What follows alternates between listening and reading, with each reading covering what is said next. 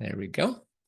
Welcome everybody to the recording and welcome to the June edition of the CodeX Community of Practice. So glad to see you all here. I am going to share my screen and I'm going to present just a couple of minutes of information about CodeX in general before I pass things off to our esteemed presenters. Amy, could you nod at me if you can see the Confluence page that I'm trying to share? Yes, that's great. Okay, so folks, this is our public Confluence page for the HL7 CodeX FHIR accelerator. HL7 is, of course, the world's leading standards body for health data interoperability. And HL7 runs a number of programs, which they call accelerators, of which we are one. There are currently 8 accelerators, and a 9th is in the process of being started, which is super exciting. Each of these accelerators has its own focus, but every accelerator's goal is to take the wonderful, beautiful, excellent HL7 data standards, mostly FHIR, and find ways to solve real clinical and administrative problems in the world. CodeX's focus is on clinical subspecialties. So we have a real focus on clinical medicine. We started in oncology, but we have since broadened into the fields of cardiovascular health and genomics. And what you can see on screen here is a demonstration that we have a public Confluence site, but it also shows that in each of these domains, we have teams, and these teams are focused around projects, and together each team and project we call a use case. Each of these use cases tries to sets out to identify and solve a particular clinical or administrative problem in one of the domains of interest. And so you'll see here on screen that on the left, you've got a bunch of different oncology activities, and what we are going to be hearing about today from Amy and Anup is in this domain. This is also our founding domain. In the middle, you see CodeX. That's our clever branding name for the cardiovascular health domain. And right now we have 2 active use cases. We actually have 3 active use cases, and I'm not sure why the third one isn't there. I think we may have a little bug to fix there. The third one, the one that's missing, is cardiac implantable electronic devices, which is a really neat use case.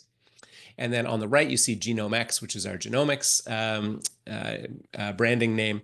And this is, there's a lot of energy here right now in terms of new use cases getting started and so on.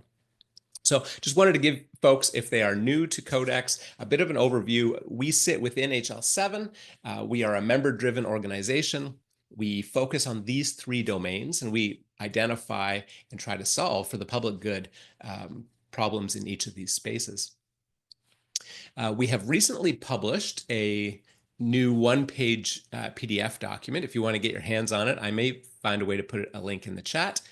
This 1-page PDF is just meant to be a summary and a bit of a leave behind artifact for folks who are trying to explain what CodeX is and why an organization might wish to participate.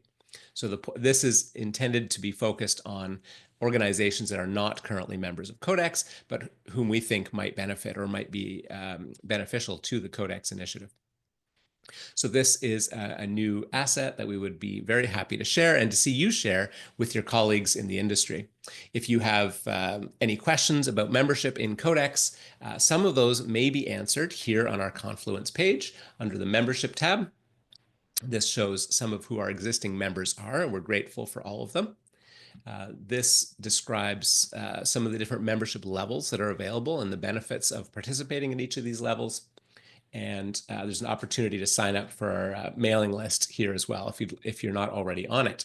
So those are some of my regular reminders for folks, and always happy to take a call with anybody from this call or anywhere else if they have questions about CodeX or have an organization they think would love to participate or benefit from participating. So those are the things I wanted to share about. The focus of today's presentation is prior authorization in oncology, and you're going to learn a whole bunch about that from our esteemed colleagues, Amy and Anup. I will allow them to introduce themselves because I could do neither of them justice. And I suppose, though, I should introduce myself. I assumed everyone here knew me, but that was an unwise assumption. My name is BVO. I am one of the 3 members of the CodeX Program Management Office. My role on the team is that of Membership Engagement Manager. And so I just love working with our existing members. And even more, I like working with prospective members, people who are curious about CodeX. So if you have any questions, you would do me a great favor by reaching out and allowing me to chat with you about CodeX.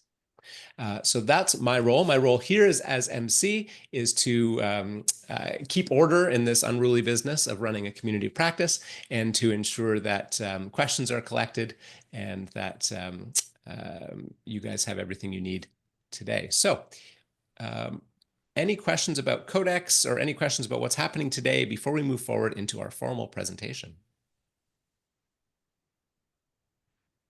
All right. Oh, I'm glad Damien likes our one-pager. I'm very pleased that you like it. I like it too. All right, and so I'm going to stop sharing my screen.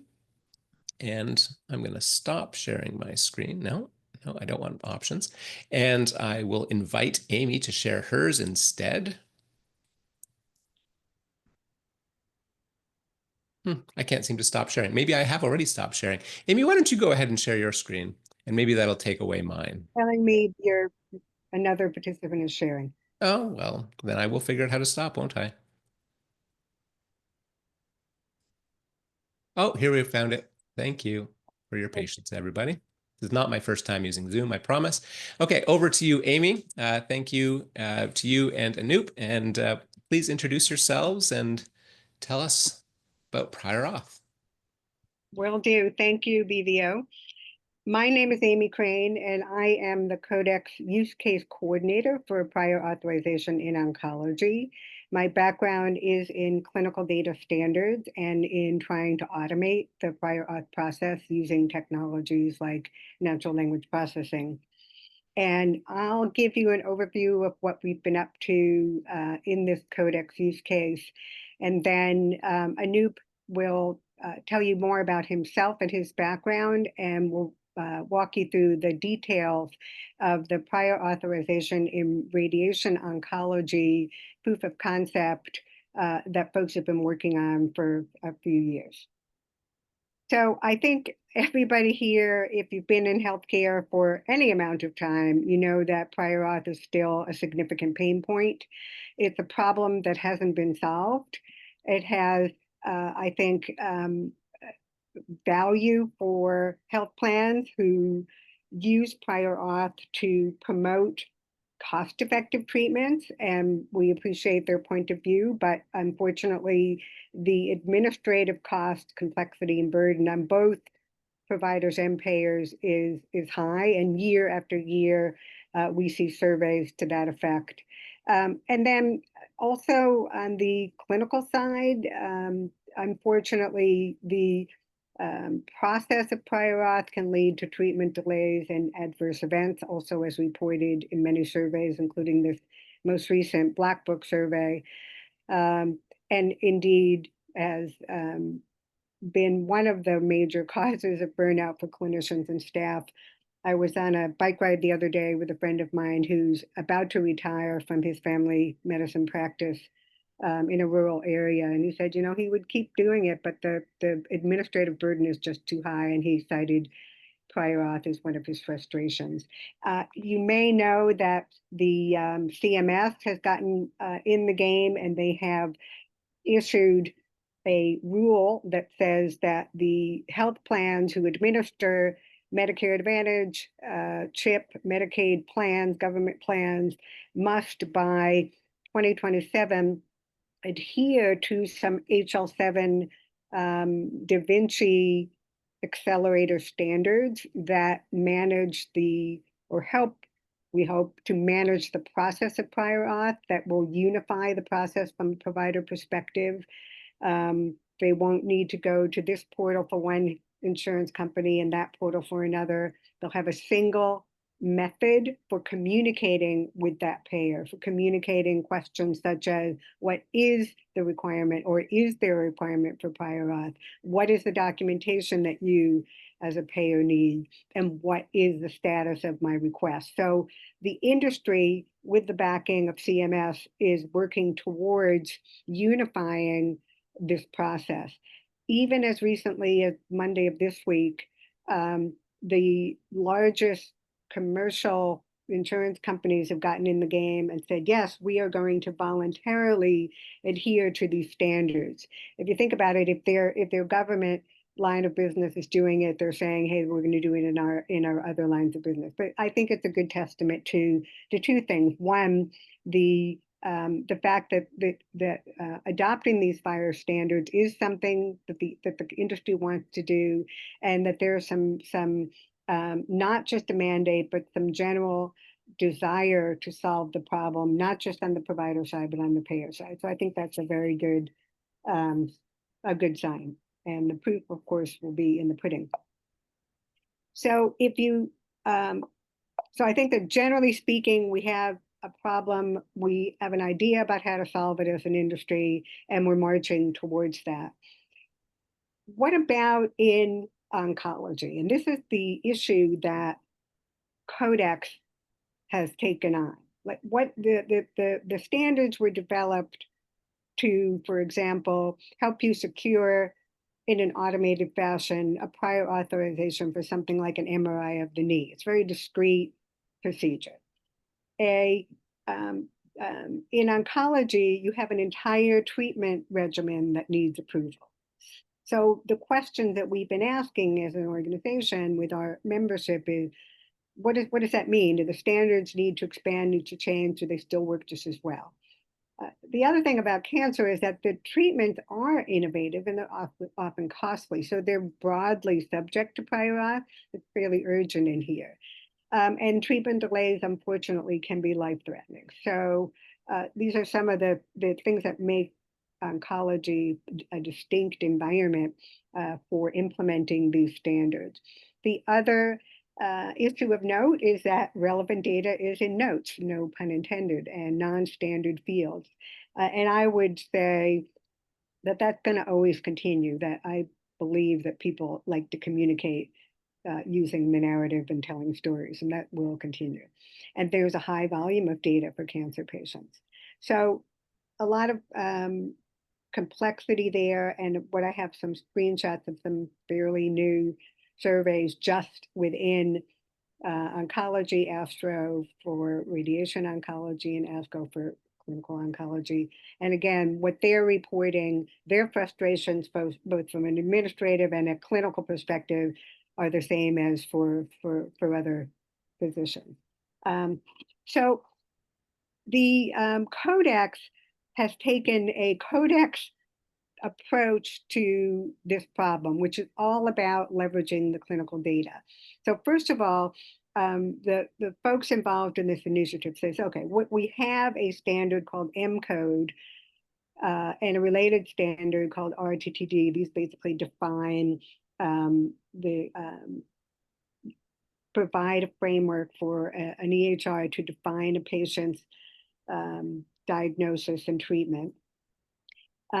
We have these standards that are being promoted by Vinci, which is another accelerator. So we're going to develop a solution that says, okay, we're going to use mCODE from a data perspective, and we're going to use the Vinci APIs that Anup will describe from the process management perspective. And we're going to bring stakeholders together who are all involved in this process. So payers, providers, technology vendors who need to be in the middle of this and association. And the idea was to develop a cancer-specific approach to prior auth. So this initiative has been going on for several years, the first phase of which included developing proofs of concept for breast cancer and colorectal cancer, and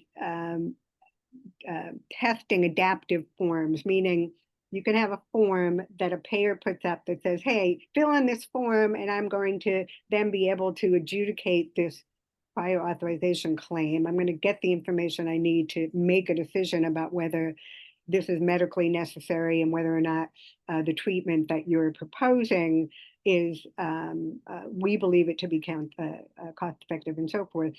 An adaptive form basically says, okay, if you answer a question in this way, we don't have to ask you all these other questions and so forth. So a lot of those supporting technologies and scenarios have been tested out and proofs of concept were developed.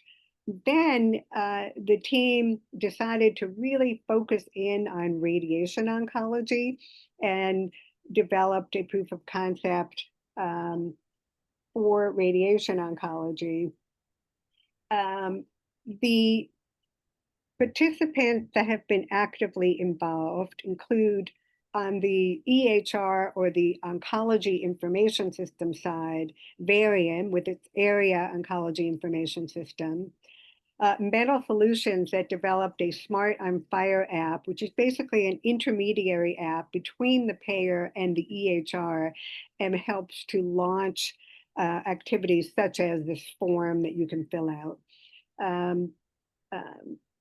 Evercore by Evernorth, which has been the utilization management vendor involved in this process. And essentially they were representing their parent company, which is Cigna, but also representing their type of entity, which is basically they're a delegated prior auth, the utilization management organization with a dedicated oncology practice that a health insurance plan can delegate to for the purposes of prior auth. So this focus on radiation oncology has been going on for a couple of years. And we're now, if you see the yellow, we're kind of now at a point where we had hoped to go to a pilot in a production environment with US Oncology, I forgot to mention before in terms of the current cast of participants. But there's some issues in terms of deploying there. A very long lead time to, for example, get to a new version of Varian and so forth. So that particular activity is somewhat on hold, though I'm happy to say we have some exciting potential other environments for radiation oncology, and BVO is shaking his head. And so we may say, hey, here, we'll get that back on track with a different provider. So that would be just fantastic. And any additional or health plans or EHRs that we can get involved in that. So there's some activity there. And then I'm going to turn it over to Anup now to really talk in depth about what we've done in radiation oncology, what we have accomplished, the barriers to moving ahead at the moment, the observations we'd like to provide to Vinci, which is the developer of the prior auth or burden reduction standards, and also what we have accomplished and the successes that we can use to build other use cases on. And after Anup does his presentation, I'm going to come back and tell you about the second activity here, which is the expansion to medical oncology. I haven't been looking in the chat, so if there are some questions that you think should be answered now, I'm going to count on you, BVO, for that and interrupting me or Anup as needed. I absolutely will. So folks, you are welcome to please put questions into the chat. There is also a Q&A feature here in Zoom, and so you can use the chat or the Q&A. Probably the chat would be easiest. And then I will elect to either interrupt the flow or wait until the end based on the questions and the flow. That said, thank you, Christine, for showing us how it's done. We have our first question from Christine Cha, who asks, is Epic involved in this pilot? Epic is not involved in the current radiation oncology proof of concept that we've been doing, and we would love to see them and other EHRs involved. We had a lot of conversations with folks, some of whom might be on this call from some of the major EHRs, such as Oracle, with its Cerner product.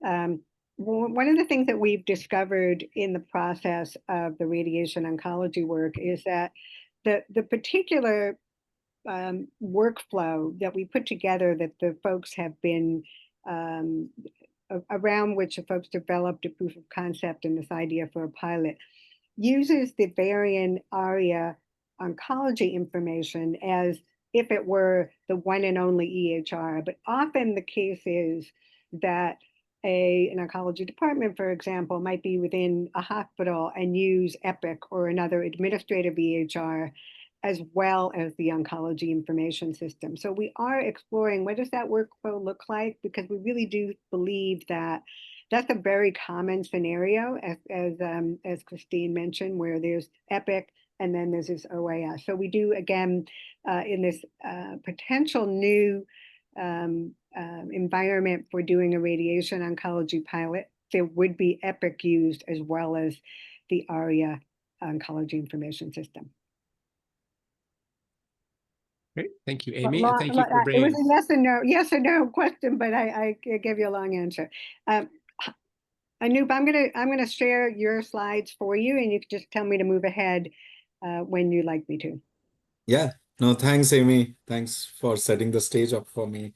I'll start with a little bit of my introduction. So my background has been in the healthcare IT space for last 20 years.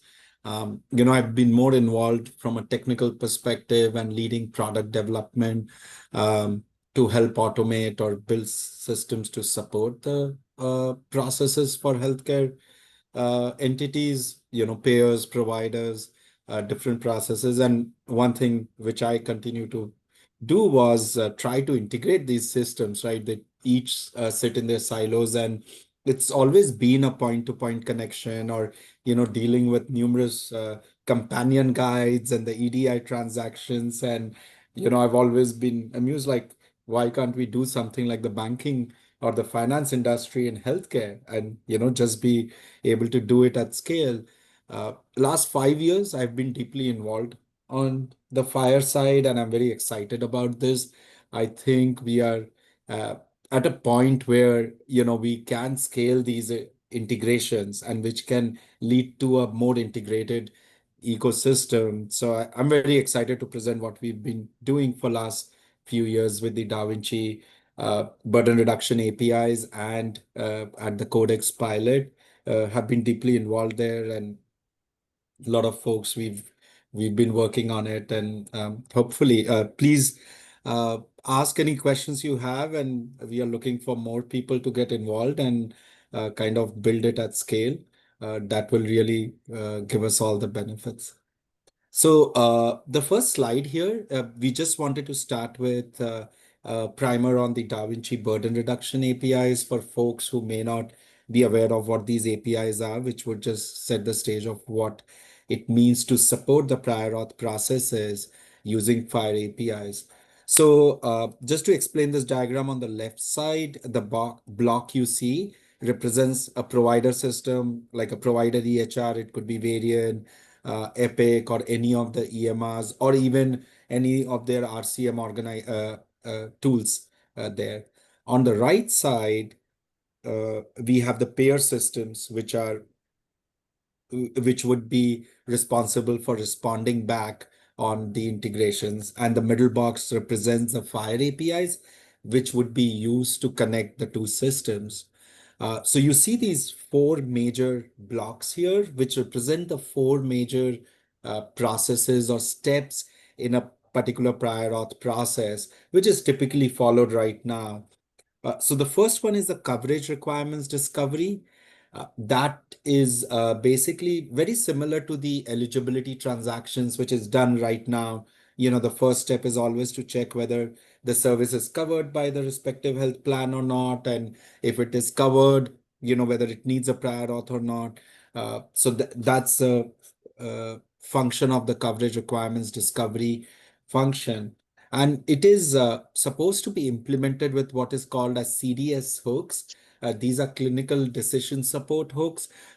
You can look at it as more like triggers within an EMR system. Whenever, for example, physician is signing an order sign CDS hook would be initiated, and this allows integration with the payer systems or any other system. It doesn't has to be a payer system. Anything which it wants to go out and externally talk to, they can use CDS hooks. So there are various types of CDS hook, like encounter start, appointment book, various CDS hooks. And the whole idea is that these hooks are kind of hooks in terms of helping other entities and other systems to integrate with the EMR systems and the provider side of the processes.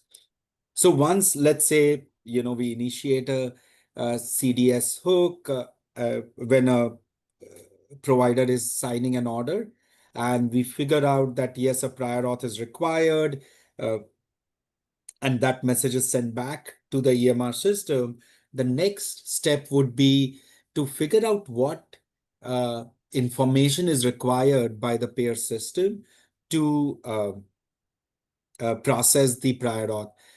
So generally, these are kind of additional clinical data required for processing a prior auth. For example, if there's a surgery, there may be need for conservative therapy information that it was done before, or various other requirements in terms of lab test or certain other clinical information which would be required. So that is called the documentation template rules, which is the DTR API. And this allows for a very interactive Q&A kind of a session where the questions can be sent by the payer system and can be answered by the provider themselves.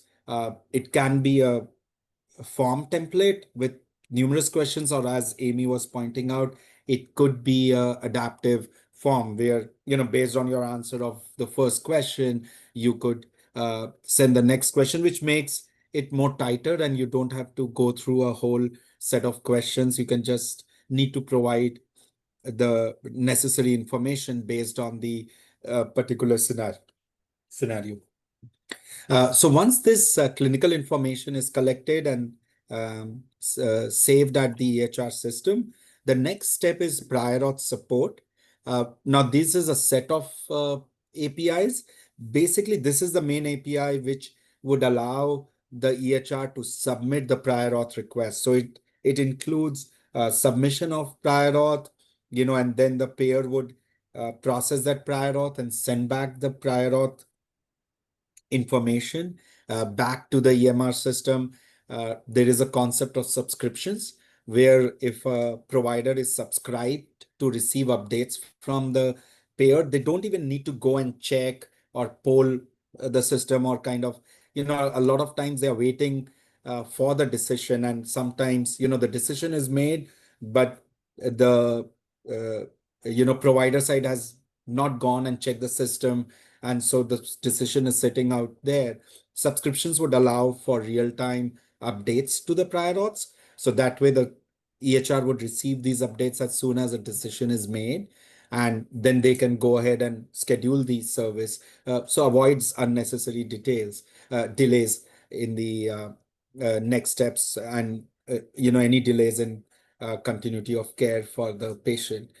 It also allows that in case there is additional information required, a payer can return that request for additional information as part of their prior auth, and that can be then sent back to the payer using clinical data exchange, which is the fourth API here, to work through it. And then they are able to send back any additional information which is required, which would then again lead to processing of the prior auth and get a decision on the prior auth quickly.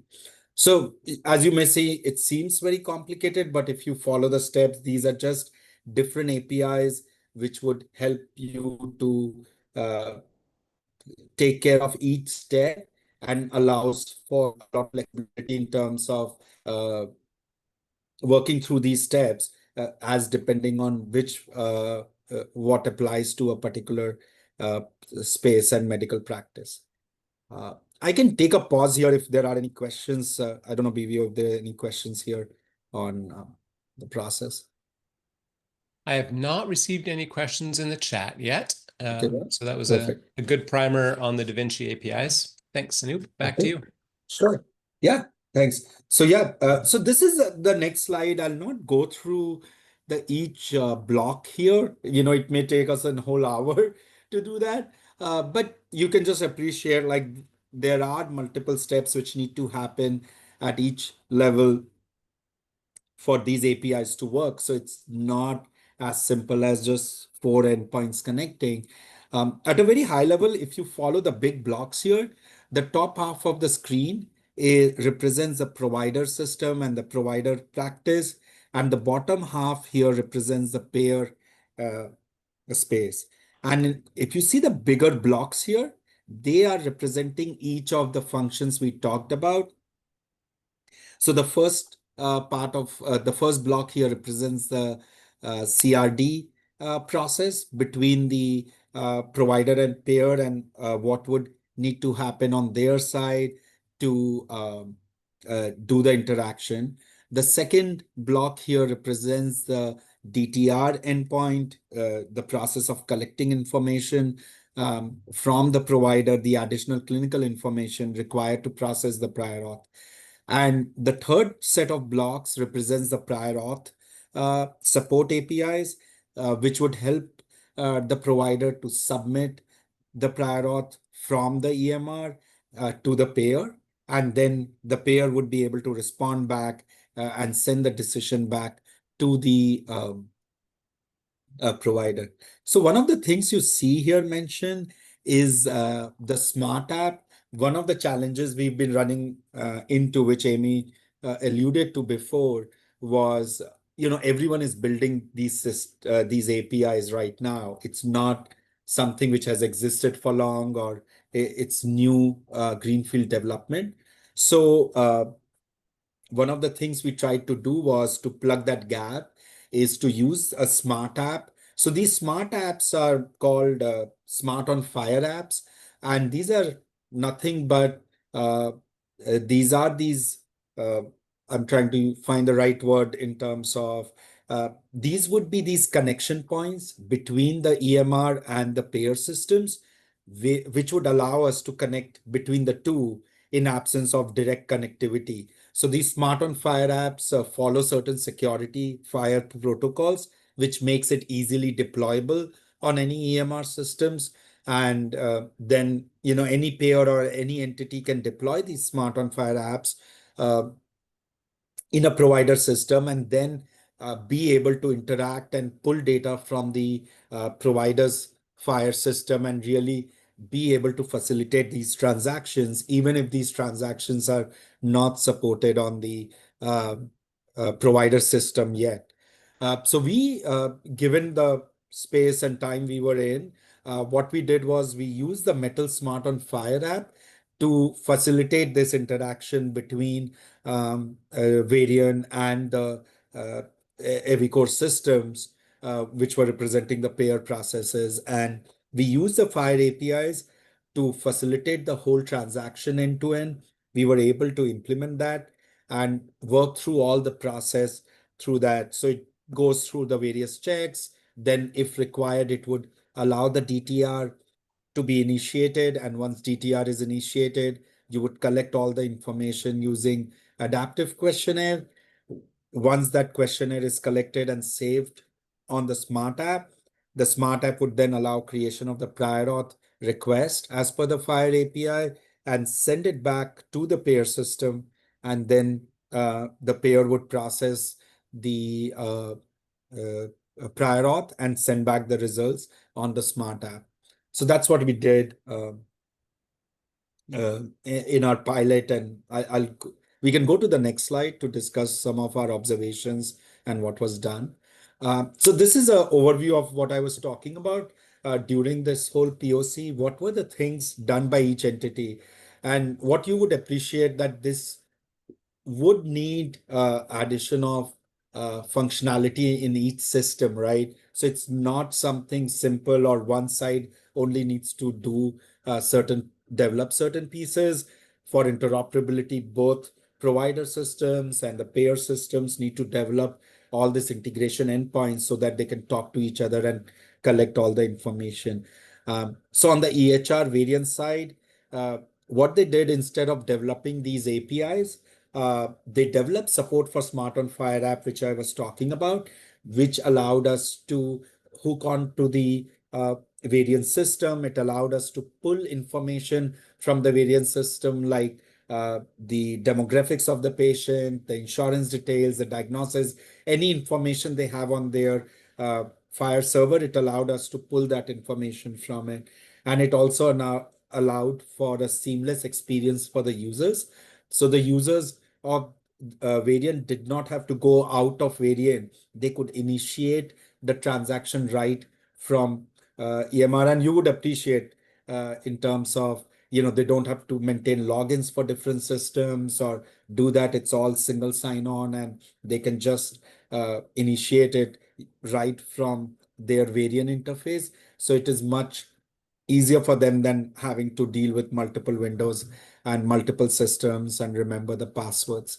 On the health plan side, where, as Amy pointed out, Evicor was representing the health plan side. Evicor is a services organization doing prior auths for more than 100 payer organizations.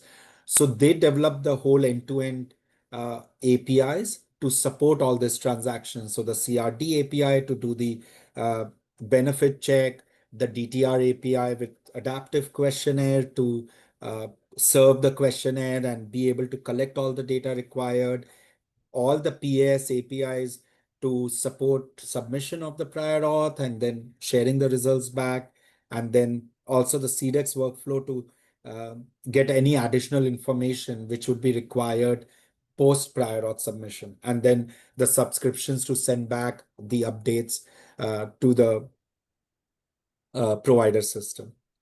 And then the Smart on FHIR app, which is Metals and Metals, they were really the glue between the two systems, and they helped us initiate and exchange information between the provider FHIR server and the Evicor FHIR APIs. So they had an interface which allowed for answering the questions, to create the orders and then create the prior auths.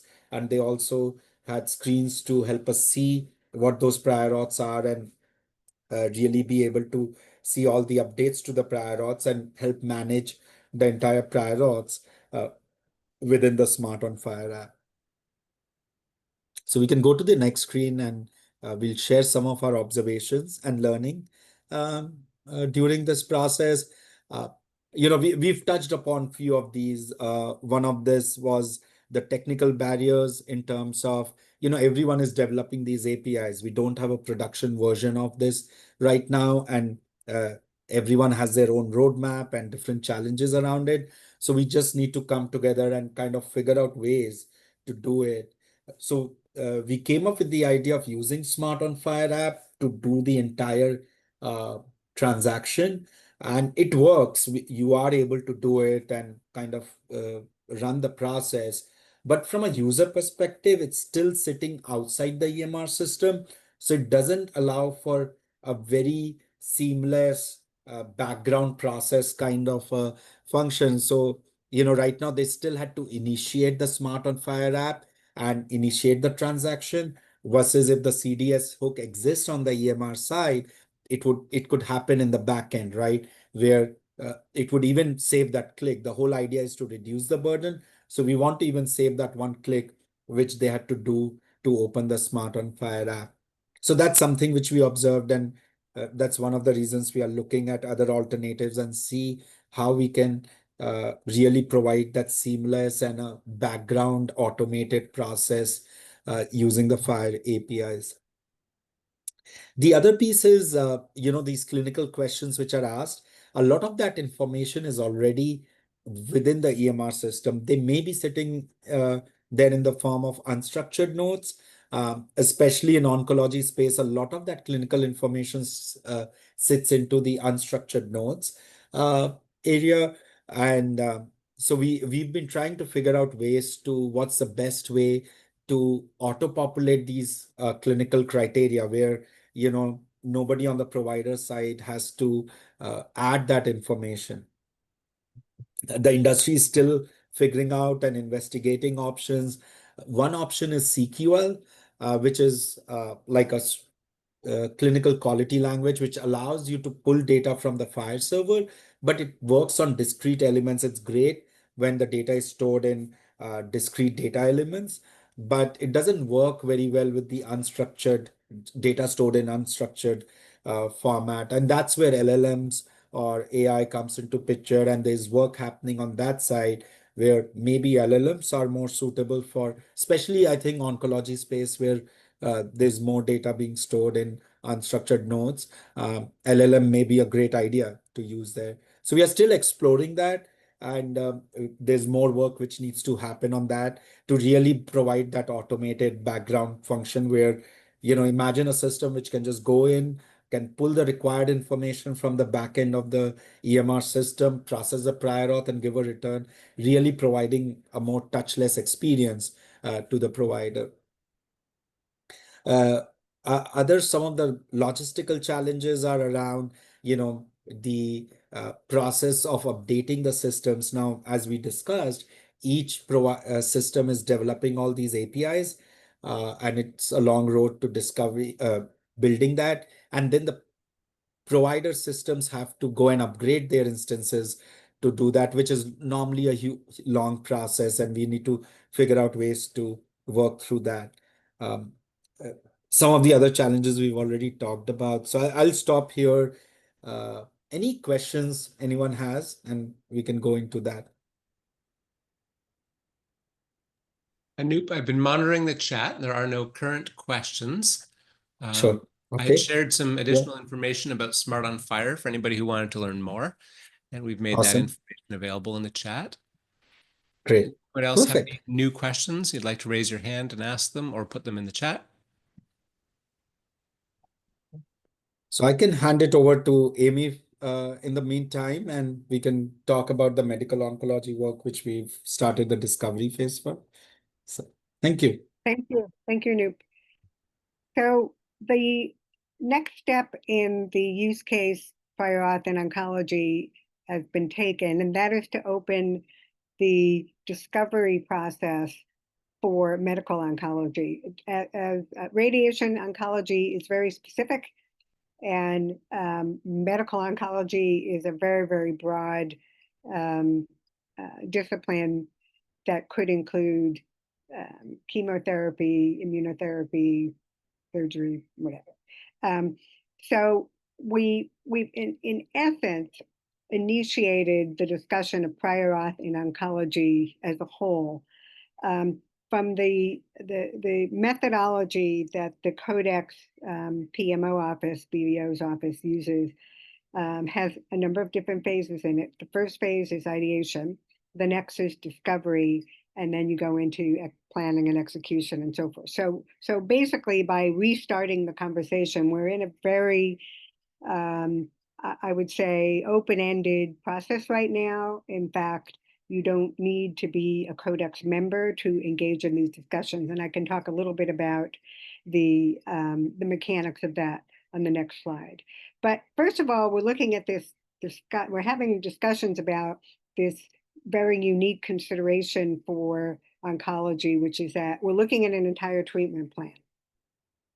We're doing things like using clinical decision support on the provider side, and some of the same clinical guidelines on the payer side with some variations for each. So a particular hospital may have some equipment on site that they want used, which is very convenient for patients and cost effective for them.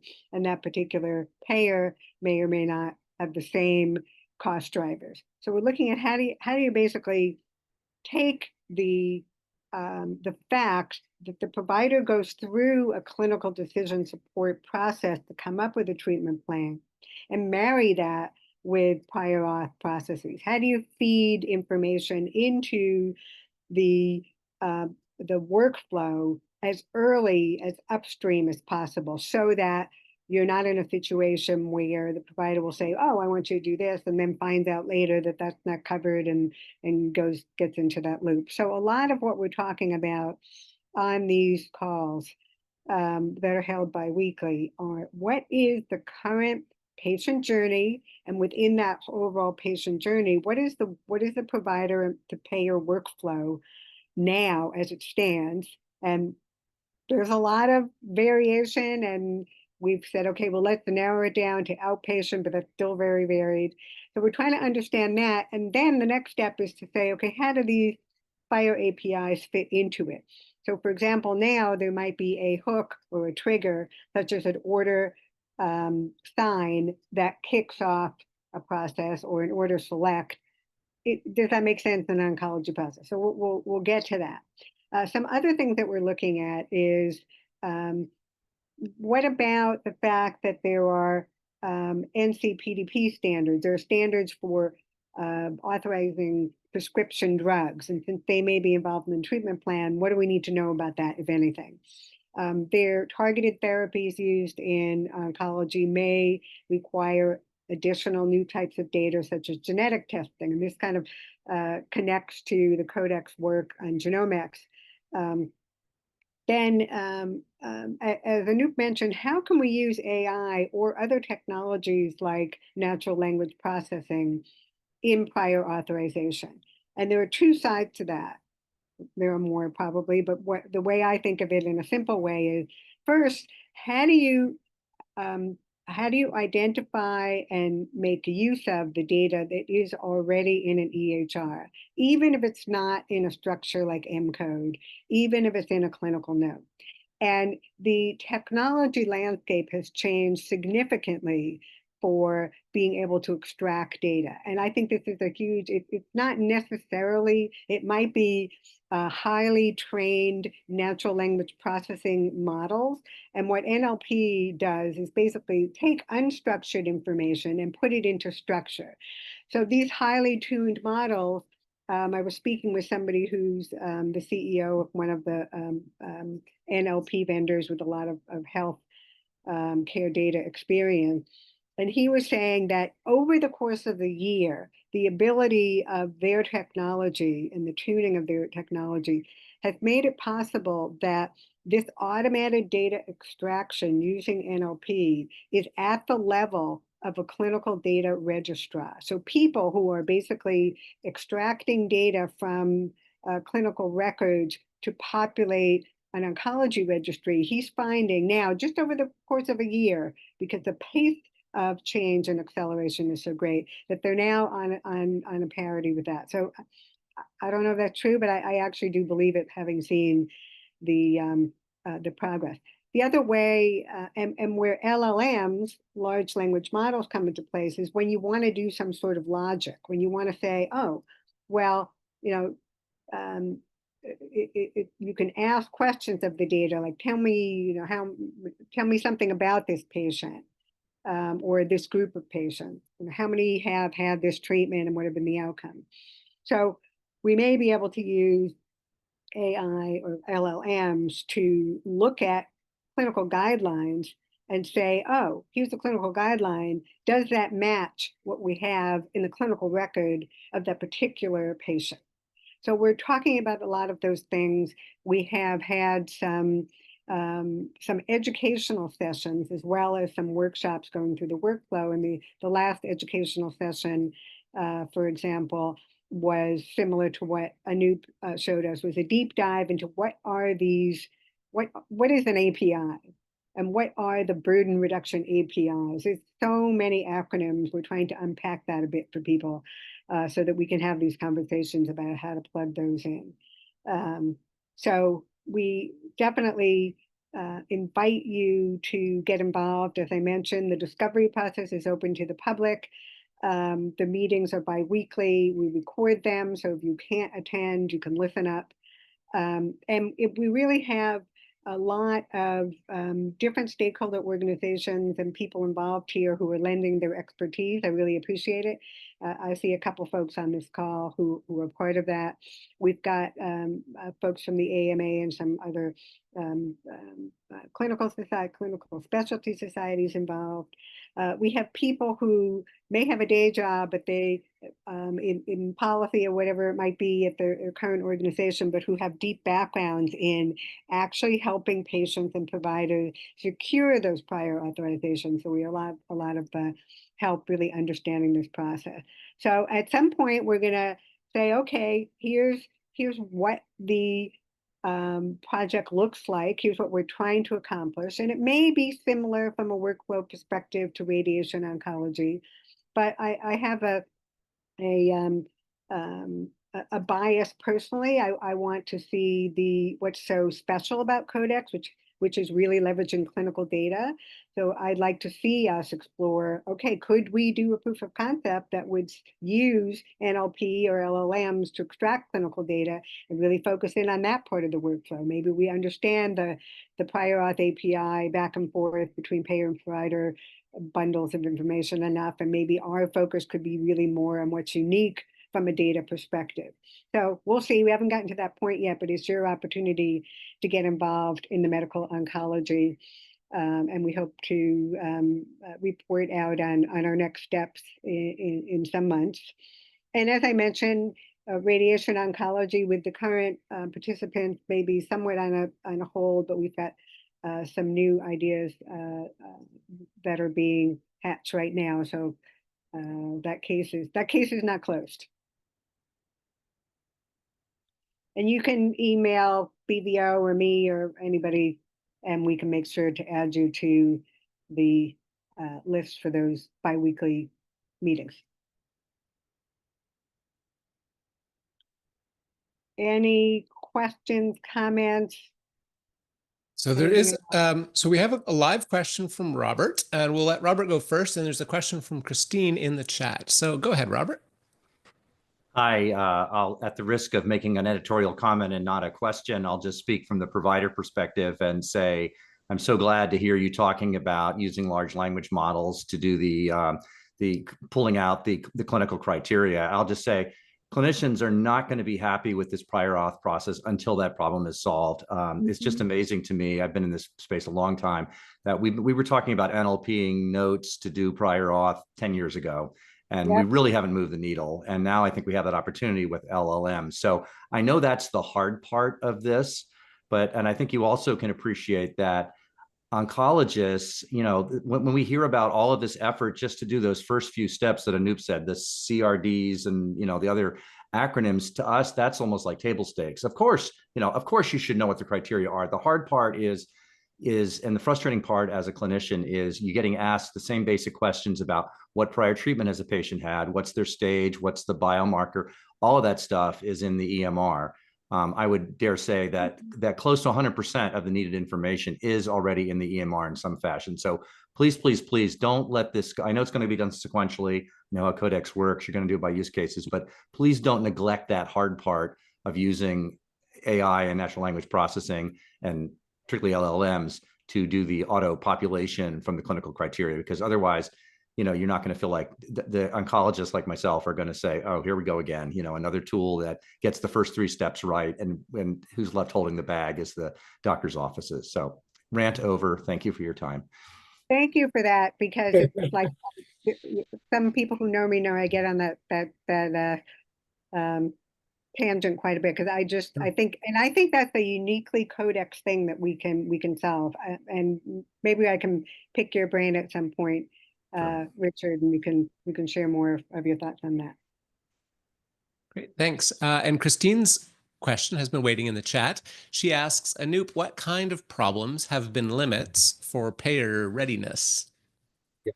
No, thanks, Christine, for asking that. I think that's a great question.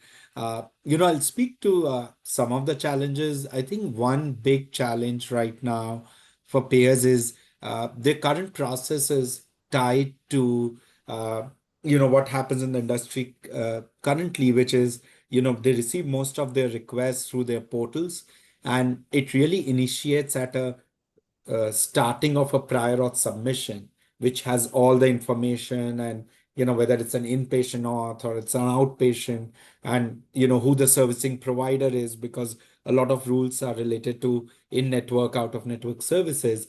You know, if you observe the process which I outlined is pushing the needle before, right at the order sign stage, where a lot of these pieces of information may not be available.